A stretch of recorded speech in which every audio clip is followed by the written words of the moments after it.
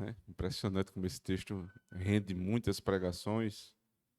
Convido a igreja a abrir Romanos 8, versos 29 e 30. Verso 29, assim como o verso 28 também, vocês vão perceber que a gente vai voltar para esses dois versículos, né? O verso que eu diria que é o centro da pregação hoje, na verdade é o verso 30, mas nós vamos ler os versos 28 até o verso 30, tendo o 29 e o 30 uma relação muito direta. Ele está explicando agora, especialmente os estágios pelos quais o crente passa para que aquela obra, o propósito de Deus seja realizado, para que o homem seja salvo e glorificado. Como é que isso se dá passo a passo na nossa vida? O apóstolo Paulo, se apiedando da igreja, confortando a igreja, ele está nos ensinando quais são os estágios, né, para que didaticamente eu possa entender em que eu passo desde o momento em que na história se consuma o decreto de Deus, quando eu sou salvo, o caminho que eu percorro na terra e até onde isso vai dar. Ele fará isso nos versos 29 e 30. Ouçamos a voz do nosso Deus, a partir do verso 28, para melhorar o contexto. E sabemos que todas as coisas contribuem juntamente para o bem daqueles que amam a Deus, daqueles que são chamados segundo o seu propósito. Porque os que dantes conheceu, também os predestinou para serem conformes à imagem de seu Filho, a fim de que ele seja o primogênito entre muitos irmãos. E aos que predestinou, a estes também chamou. E aos que chamou, a estes também justificou. E aos que justificou, a estes também glorificou. Amém. Vamos orar. Senhor nosso Deus, textos como esse, que são extremamente conhecidos dos crentes, parecem não ter muito o que nos revelar. Mas eu te peço hoje, juntamente com esta igreja, que o Senhor nos surpreenda. Porque o fato de conhecermos de maneira superficial esse texto pode nos fazer achar, Senhor Deus, que sabemos tudo, quando há tanta coisa para conhecermos ainda, a ser revelada ao nosso coração, nas palavras de Paulo, inspiradas pelo Teu Espírito. Por isso, Senhor, acima e muito acima das minhas capacidades, usa-me poderosamente pelo Teu Espírito, para que eu possa ser claro, transparente com aquilo que vai ser dito, com aquilo que precisa ser explicado e aplicado aos corações do Teu povo. E abre, Senhor Deus, o entendimento dos Teus filhos, para que ouçam a Tua voz, pelo poder da Tua palavra. No nome de Cristo nós oramos. Amém. Uma das maiores frustrações da nossa vida é planejar algo e não conseguir finalizar. É você ter a intenção de fazer uma coisa e separar os recursos, e se preparar, imaginar que você vai estar ali naquele lugar, naquele determinado momento. E quando está prestes a acontecer, um fato novo muda e você não consegue completar o seu desígnio, o seu plano. Isso nos faz meditar muito nas nossas muitas incapacidades, nas nossas inúmeras limitações. A Bíblia diz que o homem pode fazer planos. Veja, é da natureza humana fazer planos. Não é pecado planejar, na verdade é necessário planejar. Porque se nós temos a imagem e semelhança do Criador, nós precisamos planejar. O Criador planeja. Deus não faz nada de supetão, ele faz de modo planejado, sábio, previdente. Mas a resposta certa vem dos lábios do Senhor. Os homens podem fazer planos, mas a resposta certa vem dos lábios do Senhor. Meditando mais uma vez nesse texto, hoje à tarde, eu pensei em tantas situações que eu planejei, que eu sonhei, que eu pensei que ia dar tudo certo, e no final das contas não funcionou. Tantas tentativas, tantos projetos que nós arquitetamos na nossa mente, que nós sonhamos no nosso coração, mas eles não se realizam como eu penso. E porque o meu plano é só um plano. Eu não tenho todos os recursos na mão, eu não tenho o controle das circunstâncias, eu não tenho o controle nem mesmo sobre mim. Eu marco uma viagem e adoeço. Eu marco para tirar um tempo de descanso e aí acontece alguma coisa na vida de trabalho que me impede. Eu tenho um projeto para desenvolver profissionalmente e dá errado. Nós não temos controle sobre as coisas. Isso nos frustra. Isso nos faz buscar, inclusive, de alguma forma, aspectos da divindade para que eu possa me precaver destes imprevistos. Então, se eu tenho medo de falhar, muitos procuram uma falsa segurança. Eles procuram viver uma vida segura de um modo errado. Por exemplo, eles não se arriscam. Do ponto de vista profissional, o sujeito quer mais segurança do que risco.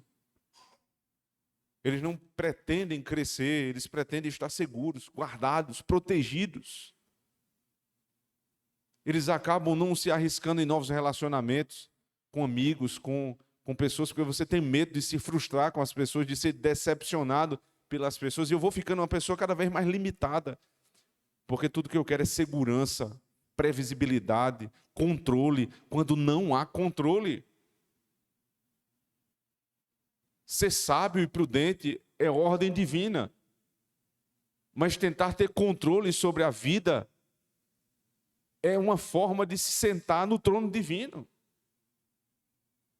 É da natureza humana você precisar tentar se arriscar um pouco mais e confiar. O que você não pode, segundo a carta de Tiago, é dizer: amanhã eu me levantarei e farei tais e tais negócios e obterei tais e tais lucros e voltarei para minha casa muito contente. Eu não posso fazer esse tipo de plano sem levar em consideração que, se Deus quiser, eu me levantarei. Se Deus quiser, eu farei tais e tais negócios. E se Deus quiser, estes negócios me darão algum lucro. Não está sendo ali proibido o plano. O que foi proibido pela Escritura é a falta da consideração da vontade de Deus. É se Deus quiser. E nós não podemos usar o se Deus quiser como foi inclusive completado em nossos tempos. Se Deus quiser e Ele quer. Então não precisa nem dizer se Deus quiser. Você está impondo a tua vontade e a vontade de Deus. Não é assim. Eu posso fazer planos, eu devo me arriscar em alguns sentidos, de maneira prudente, sábia, controlada naquilo que um homem pode controlar, fazendo as contas do risco. Mas eu não posso me cercar de cuidados excessivos, como se eu fosse Deus. Deus planeja e executa. Quando nós terminamos um determinado projeto, nós deveríamos olhar para ele e dizer assim: Deus me deu a oportunidade de, neste caso, ser como ele. Eu planejei, eu executei e eu finalizei. Deus me deu a oportunidade de sentir o sabor do que ele faz todos os dias. Executar e cumprir aquilo que ele planejou na eternidade. Mas ele nos deixa também muitas frustrações, muitos projetos que ficam pelo meio do caminho, para que nós nos lembremos que nós não somos Deus. Só Ele planeja, executa e cumpre a sua vontade em absolutamente todos os casos. E aí sim reside a verdadeira segurança do crente. A nossa verdadeira segurança não se encontra no nosso autocontrole ou no controle suposto das circunstâncias que estão ao nosso redor. Não, porque isso é irreal. Isso simplesmente não existe. Mas a nossa segurança não se encontra nas nossas mãos, mas nas mãos de Deus. Em como Deus age, e como Ele prometeu que fará, e o que Ele fará. O que vai acalmar o meu coração aflito com o futuro não é ter o controle de todas as coisas nas minhas mãos. Não, mas é saber que a minha história está nas mãos de Deus. Que Deus tem um controle sobre absolutamente tudo que acontece e que acontecerá na minha vida. É isso que o apóstolo Paulo está nos ensinando. Que ele vem ensinando desde o verso 28, ele diz: e sabemos que todas as coisas contribuem juntamente para o bem daqueles que amam a Deus. Todas as coisas, percebe? Cada coisa particular que acontece na minha vida é uma parte do todo de Deus. Tudo que acontece na minha área familiar, profissional, espiritual, tudo converge para um fim, desde que eu esteja neste grupo seleto que está sendo revelado aqui como os que amam a Deus. Se eu amo a Deus, eu devo ter a certeza que o Senhor está no controle da minha vida. Não, eu não estou no controle da minha vida, mas graças a Deus por isso. Porque maldito será o homem que estiver com o controle da sua vida em suas mãos. Nós temos o privilégio de sabermos que a nossa vida não está à deriva, mas tudo, cada ponto, cada área da minha vida, juntamente formam um todo, que é o propósito de Deus para o meu bem. Ele diz: os que amam a Deus e os que são chamados segundo o seu propósito. Então ele vai revelar no verso 29 qual é o seu propósito para os crentes. Porque os que dantes conheceu, também os predestinou para serem conformes à imagem do seu Filho. Este é o propósito de Deus para a minha vida. E eu estou seguro que isso acontecerá, porque Ele está no controle, fazendo com que cada situação da minha vida redunde neste propósito. Percebe? Quando um crente diz, eu tenho certeza da minha salvação, ele não está falando sobre si. Porque a doutrina que está sendo revelada aqui da predestinação e da eleição, muitas vezes ela é acusada como sendo uma doutrina que infla o ego do homem. Muito pelo contrário. Ela é uma doutrina que humilha, que rebaixa o homem. Logo que ela nos ensina que não somos nós que escolhemos Deus, mas Deus nos escolheu. Não fomos nós que decidimos por Deus, mas Ele que decidiu por nós. Ele que decidiu nos colocar como aqueles que fazem parte do número dos seus eleitos. Ele aponta, quando isso aconteceu, no verso 29, pois os que dantes conheceu, também os predestinou.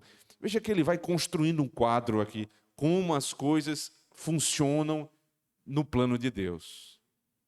Primeiro, ao conhecimento.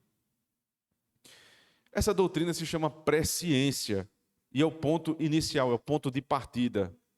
Mas não é presciência como querem alguns, que dizem que Deus escolheu porque primeiro Ele viu que eu cria, ou que eu creria futuramente. Ora, se isto for verdadeiro, é óbvio que uma segunda verdade estará acompanhada desta primeira. Se para Deus me eleger, Ele primeiro viu lá atrás que eu creria, logo a minha salvação não está mais dentro do plano de Deus, onde Ele controla todas as coisas. Porque há pelo menos um fato que Ele não controla: a minha fé. O fato de eu crer ou não crer. Só que a fé, segundo o próprio apóstolo Paulo, em outra carta, é dom de Deus. Ele diz isso claramente aos Efésios. A fé é dom de Deus, é dádiva de Deus. Se ele viu a fé e a fé é dom de Deus, portanto a fé também me foi dada por ele. Portanto, a presciência de que alguém creria ela está determinada em primeiro lugar e fundamentada na vontade de Deus, porque a fé só vai ser dada ao homem se Deus a der. Então a presciência é uma doutrina bíblica de fato, mas ele não escolheu porque ele sabia que eu creria, mas ele escolheu porque ele também me deu a fé. Uma evidência da escolha é a fé, e não o contrário. Então, aqueles que advogam que a presciência é o fundamento da escolha, primeiro, isso é um equívoco a respeito da descrição do que é o vocábulo escolha. Nesse caso, Deus não tinha opção, ele teria que escolher. Mas o fundamento da presciência não é a fé, é a eleição. Por quê? Eu posso afirmar isso, inclusive, de maneira gramatical. Porque ele diz, os que dantes conheceu. A palavra conhecimento na Bíblia, especialmente quando ela é usada no hebraico, aqui ela foi escrita no grego, mas por um homem com pensamento judaico, não é meramente o conhecimento de qualquer um, mas é o conhecimento daquele que você escolheu. Deus ama. Quem Deus ama? A quem ele escolhe. Quem ele escolhe? Aqueles que antes conheceu. Veja, nas palavras de Cristo ele diz assim, ele vai separar uns para a sua esquerda, outros para a sua direita, e os da esquerda perguntarão, Senhor, nós profetizamos em teu nome, nós oramos em teu nome, e o Senhor não nos separou. Ele diz, eu nunca vos conheci, eu nunca tive intimidade, eu nunca vos elegi. O meu Pai nunca os separou para serem meus. Jesus Cristo nos ensina. Ele diz, ninguém pode vir ao Pai, senão por mim. Ninguém pode vir a Cristo também, se o Pai não der. É um ciclo que se fecha. É porque o Pai elegeu e o Filho consumou a obra do Pai. E aqui nós vamos ver daqui a pouco que é o Espírito que chama eficazmente. Então, se isso não acontecer, ninguém virá a Cristo. Mas ele diz também, vós não quereis a mim. João capítulo 2, ele diz, vocês só me seguem porque vocês viram os sinais. Vocês não me querem. Quem quer a Deus? Quem primeiro Deus conheceu na eternidade. Que conhecimento é esse? Não é mero conhecimento intelectual, é escolha.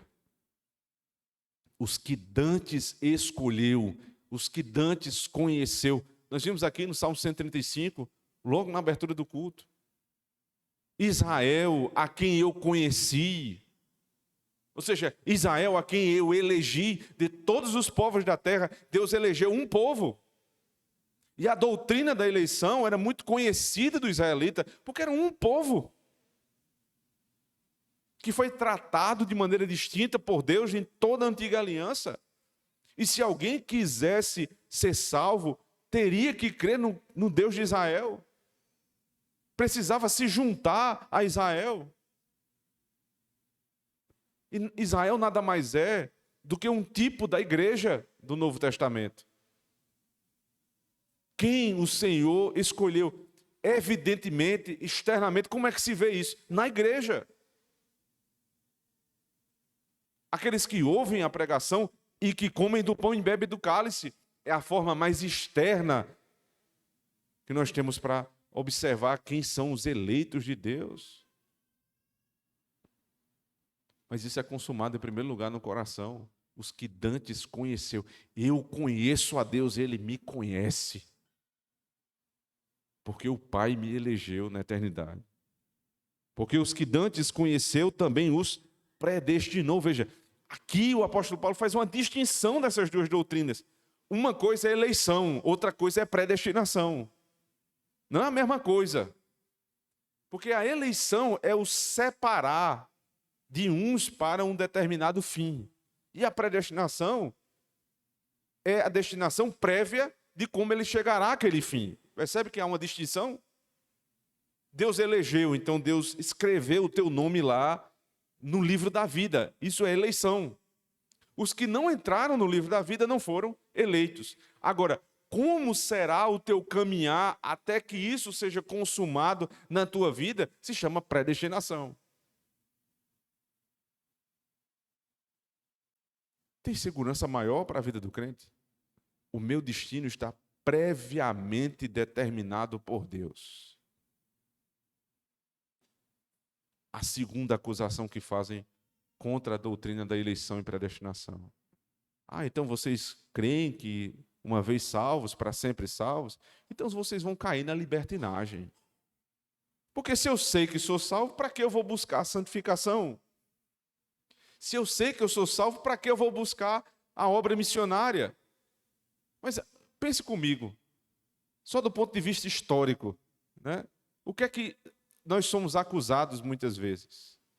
Eles dizem que a libertinagem é o caminho comum daqueles que creem na predestinação.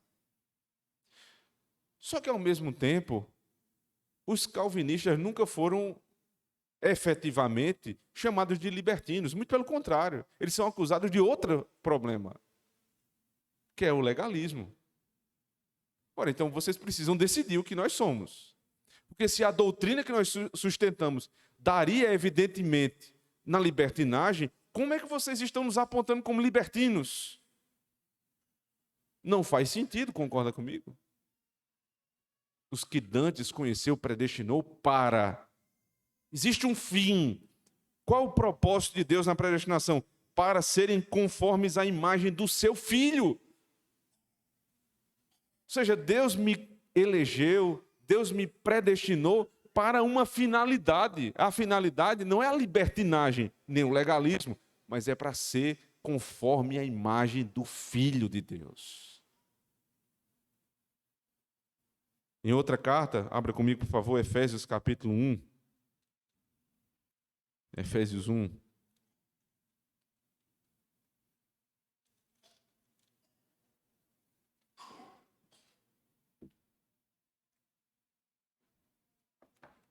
A partir do verso 3, Paulo diz assim: Bendito Deus e Pai de nosso Senhor Jesus Cristo, o qual nos abençoou com todas as bênçãos espirituais nos lugares celestiais em Cristo, como também nos elegeu nele. Veja, quem elegeu? O Pai.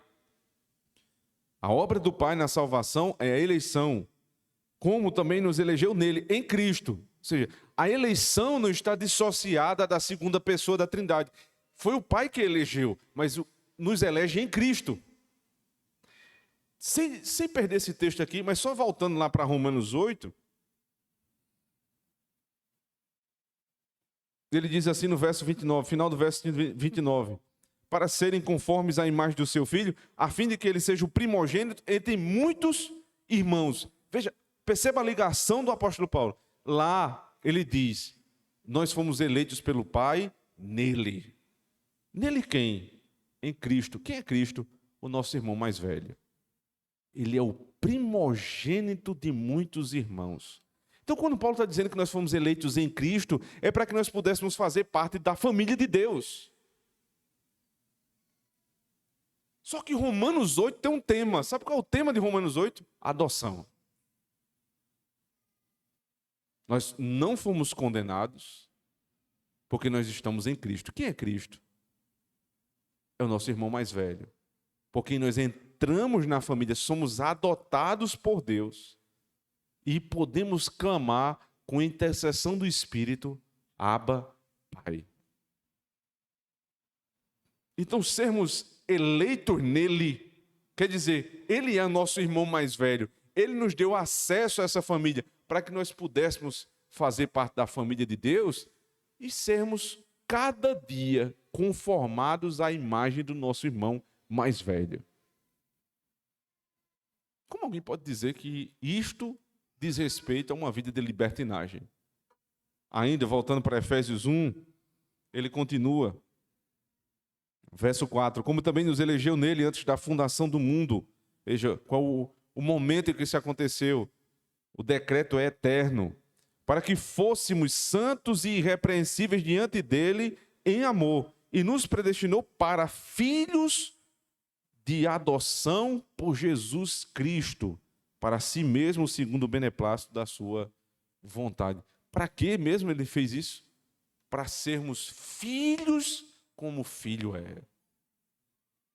E lá ele disse, para que nós fôssemos adotados e pudéssemos chamar Abba Pai. A doutrina da predestinação e da eleição é a união daquilo que aconteceu na eternidade. Quando Deus nos conheceu, Deus nos separou, nos elegeu, e naquele momento Ele predestinou, Ele descreveu cada dia da minha vida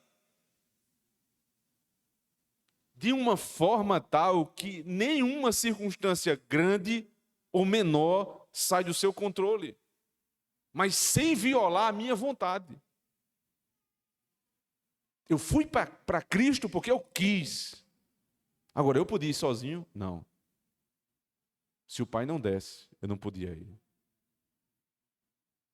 É difícil compreender? Não tenha dúvida.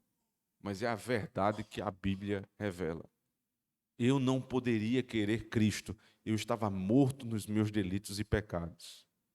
Mas porque Ele me queria, Deus Pai me queria na família dele, Ele enviou o seu filho, o irmão mais velho, para que nós pudéssemos fazer parte da mesma família. Agora volta comigo lá para Romanos 8.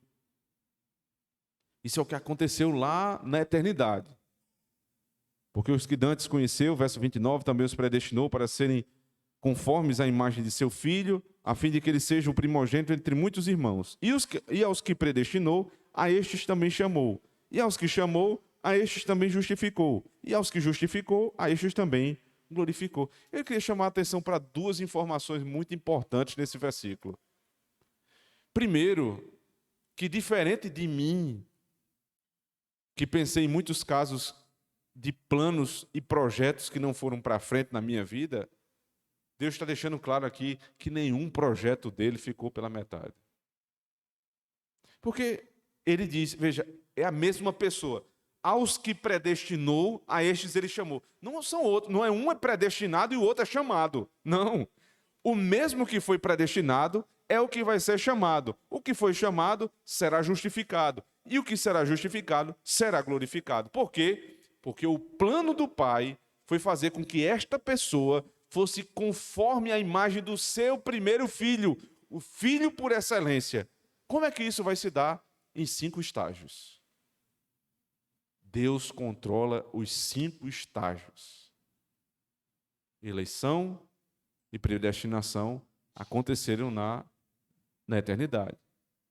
Agora, a estes que ele elegeu e que predestinou, a estes ele chamou. Antes de entrarmos nos detalhes dos estágios, uma outra informação, eu falei 2.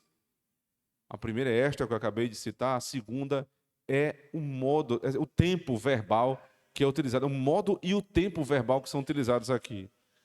Veja, pensar que Deus predestinou e este verbo está no passado não chama a atenção de ninguém. Obviamente, se foi na eternidade, foi no passado. Depois ele diz, aos que predestinou, chamou. Também não chama muita atenção. Porque você pensa assim, não, o chamado aqui é o chamado quando eu criei. Isso foi no passado. Não tem problema nenhum. Aos que chamou, também justificou. Exatamente a mesma coisa. Isso aconteceu no passado. Já estou justificado em Cristo. O problema é, quando ele diz que aos que justificou, também glorificou. Aí o negócio complica. Porque glorificação é um ato futuro. Como é que ele está dizendo agora que eu já estou glorificado? Ora, se isso fica claro como a luz do meio-dia em português, no grego, isso chama ainda mais atenção. Porque dentro do passado grego existe um modo chamado auristo. Esse modo nos ensina, na maioria dos casos, porque é um auristo simples aqui, que o uso do verbo nesse modo, nesse tempo, nos faz pensar que o que aconteceu aqui só aconteceu uma vez e nunca mais acontecerá. Ele não se repete. Isso é uma função do auristo. Demonstrar que uma ação, ela não se repete. É o modo perfeito, por exemplo, você estar em um lugar, é você estar e continua estando. Concorda comigo? Então, é uma coisa que acontece e continua acontecendo. Existem outros modos no pretérito, que é uma coisa que aconteceu lá atrás e ela reverbera ainda hoje. Mas aqui não. Aconteceu um ato único, pontual, e aquele ato ele foi fechado ali. É como se fosse um ponto na história, e aquele ponto está fechado. Então, a quem ele predestinou, ele chamou, ele justificou e ele glorificou. De uma vez por todas. Não se repetirá. Só que o problema é o seguinte, a glorificação é futura. Como é que ele fala no presente, no passado? Porque existe um uso que era ainda feito pelos hebreus em hebraico, que está sendo repetido aqui em grego, que se chama passado profético. Os profetas, eles usavam esse modo de linguagem para se referir a uma coisa futura, como se ela já tivesse acontecido. Olha, em Mateus capítulo 18, o Senhor diz assim, porque o que vocês tiverem ligado na terra terá sido ligado no céu. Mas é uma confusão que dá na cabeça da gente. Como é que uma coisa terá sido ligada? É porque quando o conselho da igreja se reúne de maneira justa, seguindo o devido processo, e dá uma sentença favorável ou desfavorável a uma determinada pessoa, aquilo que está acontecendo ali já aconteceu no céu. Então, disciplinas que nem foram julgadas ainda, já estão julgadas no céu. O que acontece na terra é que aquilo que Deus determinou, desde a eternidade, é consumado no tempo e no espaço. Uma disciplina não é um ato que aconteceu somente naquele momento, é de fato histórico. Mas do ponto de vista de Deus, ele já tinha determinado antes de todas as coisas existirem. Por isso, terá sido. O que Deus predestinou, ele também chamou, justificou e glorificou. Sabe o que isso quer dizer? O que começou a boa obra é fiel para completá-la. Não ficará pelo meio do caminho. Toda essa confusão gramatical é só para uma função, para você, crente desta igreja e de todas as igrejas do mundo, voltarem para casa tranquilos. Porque Deus já me glorificou. Eu já estou sentado nas regiões celestiais em Cristo Jesus. Absolutamente nada pode mudar isso. O que é que pode dar mais segurança do que isso? Que vida tranquila você quer a mais do que esta? Não tem emprego público, não tem concurso, não tem vida boa, não tem riqueza no mundo que dê esta convicção. Nada pode mudar aquilo que ele fez por mim. Nós procuramos, irmãos, segurança onde não há segurança. Nesta vida não existe um negócio chamado estabilidade, proteção, segurança. São fantasias da nossa cabeça. Mas só tem uma segurança. O que ele predestinou foi o que chamou, justificou. E o que justificou a estes, ele glorificou. Se Deus começou uma obra, ele terminará. Como se deu essa obra? Primeira predestinação, os irmãos já conhecem. Só que a predestinação é um ato que aconteceu na eternidade entre a Trindade. E este ato, que aconteceu de maneira trinitária e eterna, precisa ser consumado no tempo e no espaço. Então, como Deus vai consumar aquilo que ele já determinou? Todas as circunstâncias concorrem para o meu bem. Não é isso que nós cremos? Então a tua vida inteira foi governada. Você fez planos, os planos deram errado, você fez outro plano, o plano deu certo. E tudo isso estava contribuindo para te levar, para te guiar, sem você ver, como uma mão invisível governando a tua vida. Para que em um determinado dia alguém pregasse o evangelho e você cresce. E para quem já nasceu numa família cristã, isto fica ainda, não é que não é evidente, é que é ainda mais evidente. Tua vida foi governada de uma forma tal que você já nasceu numa família que prega o evangelho para você todos os dias. Para que no momento do chamado você creia. Porque aqui não é, ele não está falando aqui de um chamado, este chamado que eu faço aos irmãos todos os domingos. Não, é o chamado eficaz. É o dia da conversão.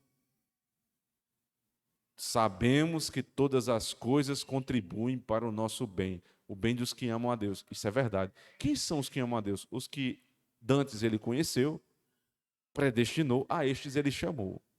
Ou seja, os que Deus chamou virão, irmãos. Se o teu amigo blasfemo está dentro do número dos eleitos, ele pode ser duro como for. Um dia Deus quebra ele.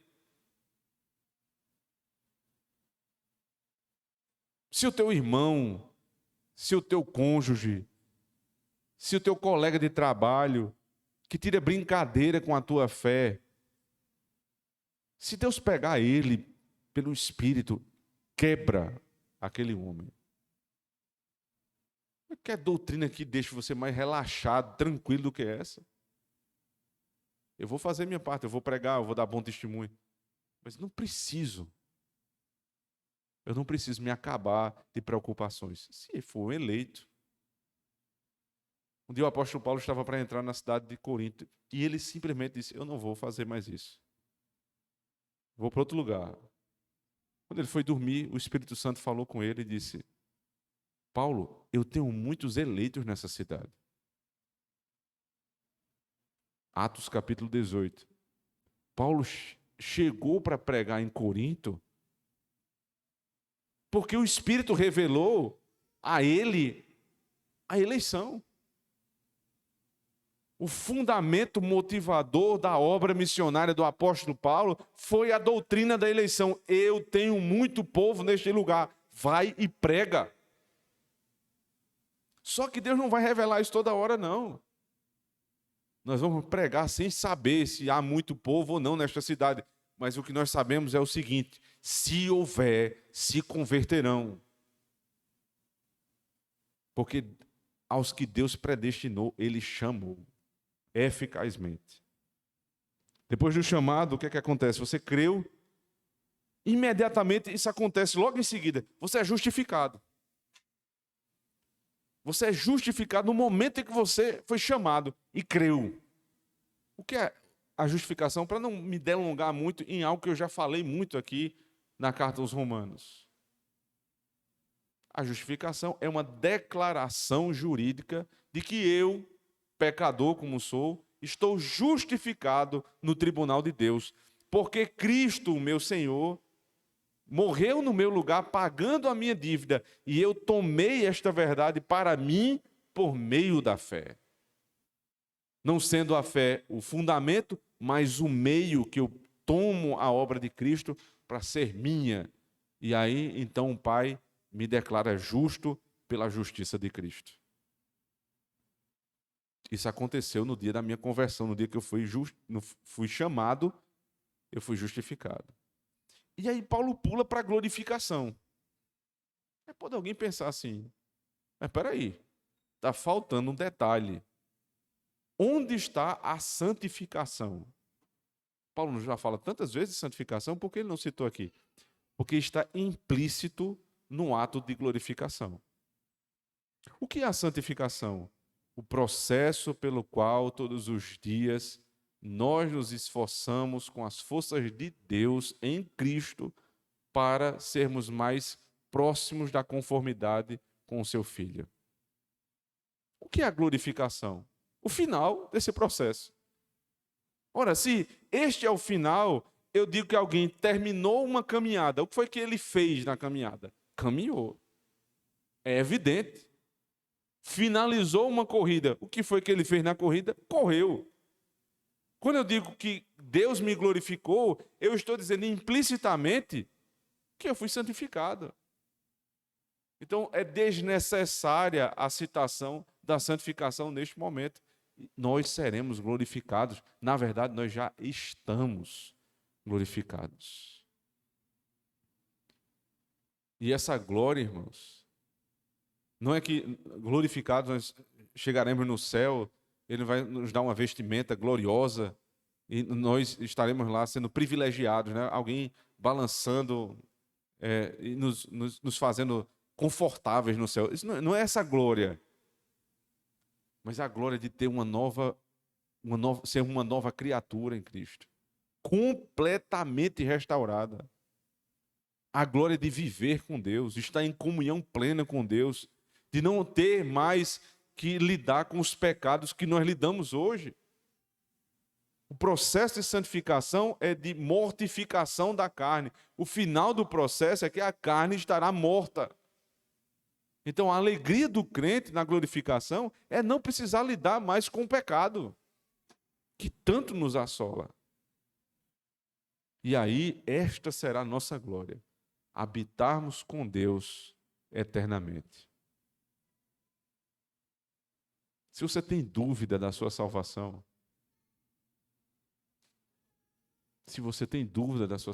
você precisa conhecer cada vez mais a doutrina que acabou de ser exposta aqui, da eleição à glorificação, a ordem da salvação.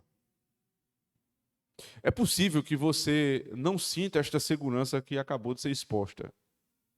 E talvez seja até necessário que você não sinta. Porque a Bíblia nos ensina que se nós cairmos em muitos pecados e formos rebeldes contra o Senhor, Ele nos tirará a alegria da salvação. Isso é um efeito de uma vida pecaminosa.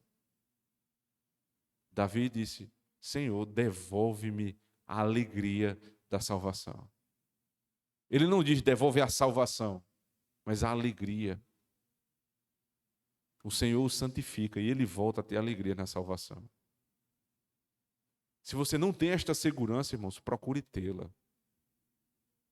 Você não terá pelos seus atos, mas os teus atos podem revelar se você deve ou não ter segurança.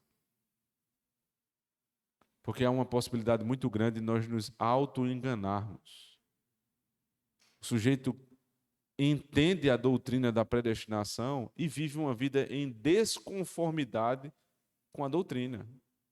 E diz assim: eu estou salvo porque a Bíblia diz que eu estou salvo e ponto final. Mas você está corrompendo a doutrina. O fundamento da minha segurança não são os meus atos, mas é um fruto, é uma evidência dessa segurança. Quem vive de maneira a descumprir as obrigações, os mandamentos de Deus todos os dias, não pode ter certeza de salvação. Mas pode buscar tê-la. E é necessário que nós busquemos todos os dias, irmãos, ter esta certeza, porque é a única segurança verdadeira deste mundo. Portanto, não procure segurança em qualquer outro lugar. Não existe emprego seguro. Não existe casamento seguro. Não existe amizade plenamente segura. Não existe absolutamente nada que você possa se apegar nesse mundo e dizer: aqui eu estou seguro. Mas se você se apegar àquilo que Deus acabou de revelar, pode ter certeza, aqui há segurança. O que te conheceu na eternidade foi o que um dia te chamou, um dia te justificou. E não tenha dúvidas, nele nós já estamos glorificados e habitamos nas regiões celestiais em Cristo Jesus. Volte para casa com esta certeza, com este conforto e com esta gloriosa proteção. Viva os riscos controlados dessa vida, porque a maior certeza você já tem. Nós estamos seguros em Cristo Jesus. Amém.